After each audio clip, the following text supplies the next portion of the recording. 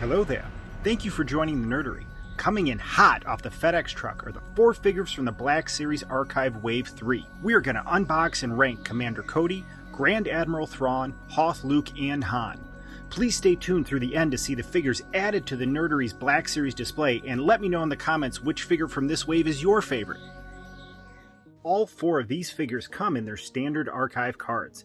I'm a 50-50 in-box, out-of-box collector, so I really appreciate getting cards like this that are absolutely made to be torn open. I'm really enjoying how clean they are with a black background and large window displaying the figure as the focal point. Each card is black with minimal details such as the Star Wars logo, Lucasfilm 50th anniversary, and name of the figure.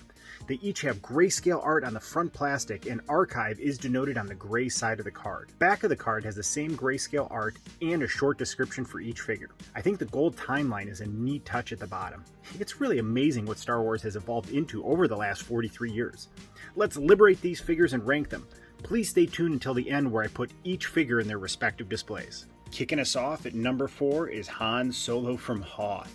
This figure was released in 2018 with a Tauntaun. This 2-pack is currently going for $89 on average.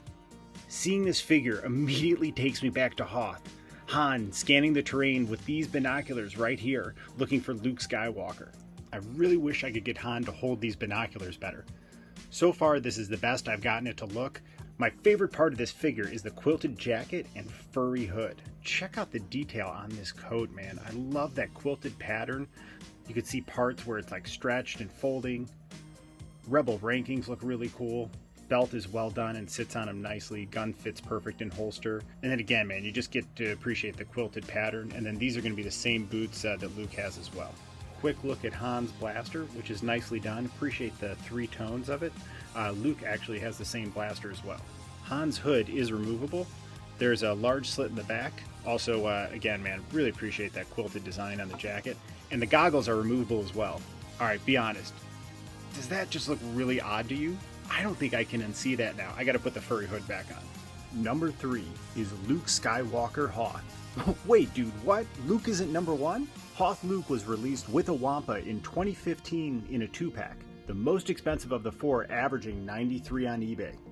This figure is so cool, man. It takes me right back to the scene with the Wampa. I was 3 years old when I saw Empire Strikes Back in the theater, and that Wampa scared the poop out of this little dude, man. And all I could think of was, oh my god, Luke, reach and grab your saber. First of all, I love and really appreciate this soft goods scarf. Just like Han, he has an exquisitely detailed quilted vest. I love the implied motion and wrinkles in it. His Rebel rankings and tech look really cool, and in the shoulders you have a gray quilted pattern to offset the 2 tans. From a distance it looks so cool, and you immediately know who this is, man. It's just iconic. They most definitely got the chin right, but it's not as good as some of the other 2020 Luke releases. Comes with the same blaster as Han, and what I think is one of the nicest Anakin lightsabers I've seen on a Black Series figure. It looks really meticulously sculpted. I love that you can see the red, black, and gold on it. To me, this really adds to the figure, and it's so cool. I want to find a way to actually have it look like it's sticking out in the display, and him hanging upside down and calling for it. Han, this figure poses very well. Shoulders go all the way out, elbows greater than 90, 360-degree rotation at the waist, double pin at the knee, goes almost all the way back to the butt. Really nice wide foot, all the way front and back. Great for posing. Before we get into the top 2, I just want to point out how well these guys scale together. And those coats look awesome together, man. I've always loved that quilted Empire Strikes Back look, and they nailed it on these figures. What do you guys think? Number 2, Clone Commander Cody. Dude, right out of the box, Cody pops, man. He was originally released in 2015, now goes for an average of $88 on eBay. He comes in the prior Trooper mold with the same semi-limited articulation, but it puts him on equal footing in the display with the other clones. The modified Clone Trooper helmet with orange paint might be the coolest Trooper helmet in the display. It's got such a cool synergistic effect with the visor, the white stripe in contrast to the orange, and then you have these 2 gray painted stripes going along the top all the way to the back of the helmet with more silver and orange detail on the side, and the silver antenna coming out of the orange shoulder pad just further accents that sweet helmet. The body sculpt also benefits from this really distinguished paint job. Love the way the bright orange looks on the shoulder pads in contrast with the black jumpsuit underneath and the white armor. His rankings in contrast to the orange paint on the body armor are so cool, man, and I just can't get over how sweet it all looks with that helmet. Midriff is gray with a little bit of an orange accent, then he rounds out with orange knee pads and another painted stripe. I am so stoked to add Cody to his brothers Bly and Gree in the display. Oh, dude, they look so freaking cool together. Can't wait to get Brother Wolf in there sometime soon. Where does Commander Cody rank amongst your troopers? And the Nerdery's #1 figure of this archive wave is Grand Admiral Thrawn. He was first released in 2017 and currently averages around $60 on eBay. Dude, maybe it's years of anticipation finally coming to fruition. Maybe it was Star Wars Rebels adding to the lore of Thrawn even further. But as soon as I liberated him from the plastic, I could hear it. Couldn't you? Thrawn's blue skin tone is on point, man. His slicked hair looks great, and the face is just the right amount of pensive. Dude, those red eyes pop, man, and it looks so awesome in contrast to his white Imperial uniform. Dude, I don't know, man. I'm still not sure how I feel about the raised eyebrow. Maybe he smells what the rock is cooking.